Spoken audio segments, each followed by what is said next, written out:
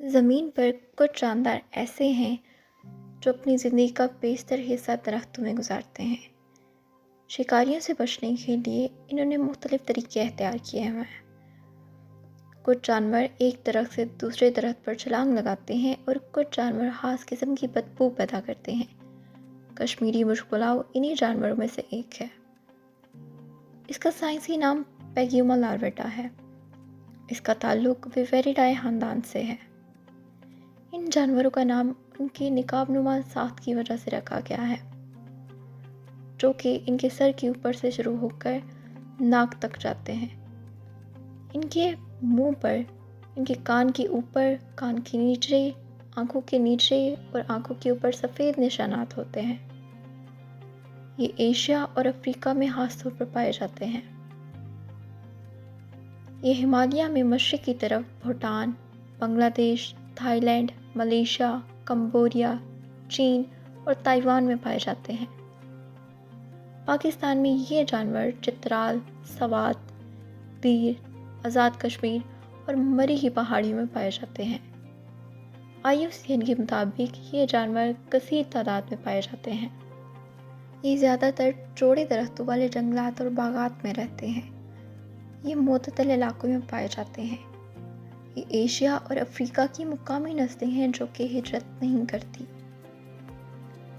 یہ بہت بھاری وزن کے جانور ہیں اور ان کی کھال موٹی ہوتی ہے جو کہ عام طور پر سرمئی یا پھر بھورے رنگ کی ہوتی ہے۔ ان کے چہرے پر سیاہ بال ہوتے ہیں اور ایک سفید پٹی ان کے ناک سے شروع ہو کر ان کے پیشانی تک جاتی ہے۔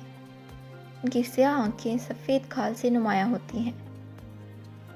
ان ممالیہ جانوروں کی دم لمبی ہوتی ہے اور لمبی کھال سے ڈھکی ہوئی ہوتی ہے۔ ان کے گول کان 1 انچ لمبے ہوتے ہیں جو کہ ان کو بلی اور رکون کا کراس ظاہر کرتے ہیں، لیکن جب ان کے قریبی رشتہ داروں کی بات آتی ہے تو یہ بلیوں کے مقابلے میں منگوز سے زیادہ قریبی تعلق رکھتے ہیں۔ یہ نسل ہمہ ہے۔ یہ پھل جیسے کہ انجیر، آم، کیلے اور پتوں کے ساتھ ساتھ چوہوں، پرندوں، سانپ اور مینڈک کا بھی شکار کرتی ہے۔ ان جانوروں کے دانت کمزور اور نوکیلے ہوتے ہیں۔ ان کی تاڑ چھوٹی ہوتی ہے اور ایک دوسرے سے الگ ہوتی ہے۔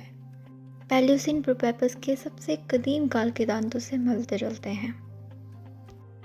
یہ پیلیوسین ممالیہ جانور بہت چھوٹے ہوتے تھے اور یہ زیادہ تر رات کے وقت فعال ہوتے تھے۔ ان کا ارتقاء تھیریپسڈ جانوروں سے ہوا ہے، جن کی کھوپڑی کے کرینیم ہڈی کی دونوں طرف ایک سوراخ ہوتا ہے۔ ان کے اوپر والے کوترنے والے دانت بہت لمبے ہوتے ہیں۔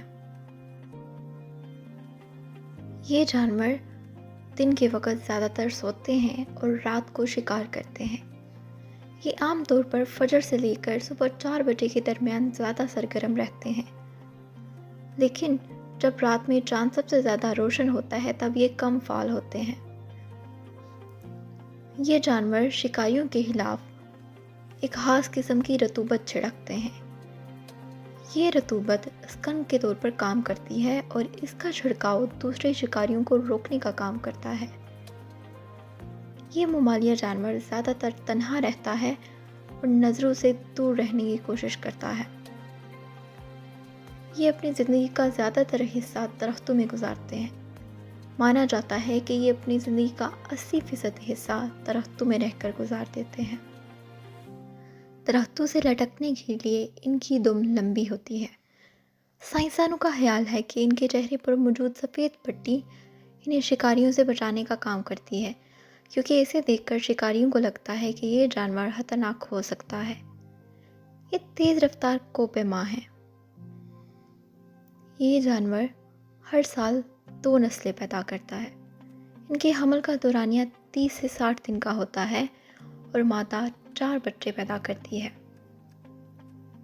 دودھ پلانے کے دوران ماں اور بچے کا رشتہ بہت مضبوط ہوتا ہے، لیکن یہ دودھ چھڑانے کے بعد ختم ہو جاتا ہے۔ نوجوان تقریباً 9 دن کے بعد آنکھیں کھولتے ہیں اور 3 ماہ کے اندر بالغ ہو جاتے ہیں۔